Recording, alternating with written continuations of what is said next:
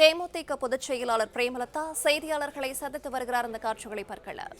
அது ஒட்டுமொத்த விவசாயிகளும் சரி, தமிழக மக்களும் அதை வரவேற்றிருப்பாங்க என்பதை முதல்வர் கவனத்துக்கு நான் கொண்டு போக விரும்புகிறேன்.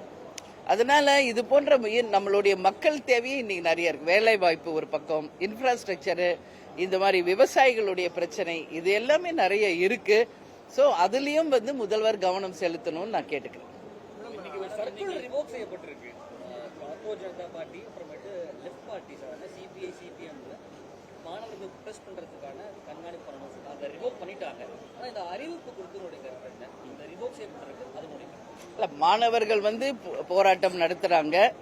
அது ஒரு நெறிமுறையோடு ஒரு கட்டுப்பாட்டோட இருக்கணும் அப்படின்றதுதான் தேமுதிகவின் நிலைப்பாடு. நேத்து கூட நம்ம சில விஷயம் பார்க்கிறோம். ஒரு சின்ன மறியலுக்காக தஞ்சாவூர்ல ஒரு பெரிய ஆர்ப்பாட்டத்தை பண்றாங்க, ஒரு பேனர் எடுத்துட்டாங்கன்னு சொல்லி. அது அவங்க உரிமை. பிளே ஸ்டோர் மற்றும் ஆப் ஸ்டோரில் இருந்து பாலிமர் செயலியை QR கோடு மூலம் பதிவிறக்கம் செய்யுங்கள். செய்திகளை உடனுக்குடன் பெறுங்கள்.